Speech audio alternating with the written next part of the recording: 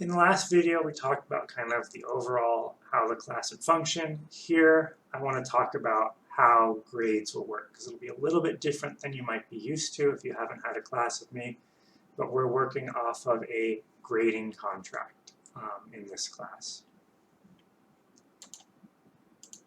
So if you're unsure or if you're in doubt, please ask questions. It's new for you potentially, and I'm happy to clarify and work through and make sure that we're all on the same page. So the big question is why? Why are we doing something different than just giving tests and assignments, scoring them, and then throwing numbers into Sycamore and seeing what pops out? Well, there's a couple of reasons. First, percentage grades are usually unclear. The example I like to kind of fall back on is what makes an 89 different from a 90? Why are those two students different? Why is, our cutoff point there?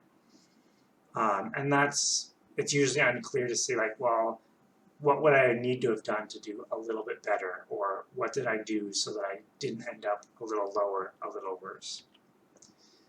So to kind of combat that, this contract makes the expectations clear once we kind of talk through it and make sense of it. This helps you, in turn, this helps you to know what you need to do to improve your grade. As you'll see in a minute here, it'll be really clear of here's what I've done, here's what's needed for the next grade, so if I want to move up to there, here's the steps I need to take.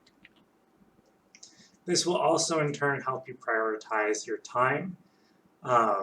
If you're already at a certain threshold that you're happy with, you're meeting requirements for a B in a given category, then and you want to earn a B, and you don't need to work on that category at this time. Instead, work on maybe where you're only meeting a C or not meeting a C. And then as time goes on, maybe you get everything to a B and you decide, oh, I want to work towards an A. Same thing. You can look at the places that you're not meeting those requirements, prioritize that. And then finally, this frames work and grading as agreement. It basically says that you and I are on the same page of what's expected from the class going into the semester or into the year.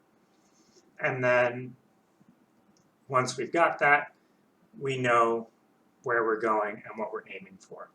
So with that, on the next slide, I'm going to show you kind of for your specific class what the grading contract looks like and talk through each of the categories a bit, and then we'll, of course, talk more about them in class together.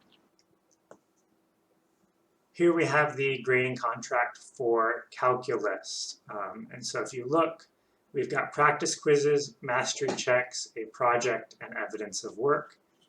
And that's the 4 categories that show up. And then you can earn at the end of the semester a C, a B, or an A, depending on how you do in those categories. So for meeting the requirements for a C, I want to see all of these conditions met. To earn a B, I want to see all of these conditions met. And to earn an A, I want to see all of these conditions met. For the practice quizzes, your quiz average should be at least a 3 on average. So if I take all your quiz scores, they can be scored 1 through 5, similar to how the AP is scored. Add them up, do your standard average calculation, and if that average is a 3 or higher, great, you've met the requirement for a C, so long as no more than 2 of those quizzes are less than a 3. Basically, I don't want to see you fail a bunch of quizzes, ace a bunch of quizzes, and average out to a 3 and say, okay, I have met the requirement. I want to see that across the board, you're kind of hitting a general passing mark. Your final will also be scored on a scale from 1 to 5. And because the final is primarily about confirming what we've already seen, there's a little more space with the final, and I only expect to see a 2 or higher to meet the requirements for a C. B is similar, just with an average of at least a 4, no more than 1 quiz below a 3, and similarly kind of stepping it up, at least a 3 on the final. Lastly, for an A, I want to see a quiz average of 4.5.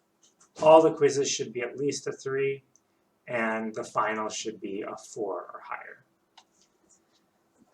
Mastery checks, which we talked about in the last video, are kind of checking all of the skills. For a C, that should be 65% of those are checked off as mastered. For a B, 75%, and for an A, 85%. In all cases, you do need to complete all of the must-dos. So if you miss must-dos, that would not meet requirements for passing. For the project, if you wish to work towards a B or an A this semester, I'm asking you to complete a project. Completing the project will meet the requirements for a B. Completing that project and then presenting it to the class, sharing it with the class, will meet the requirements for an A. If you're just working towards a C, no project would be necessary.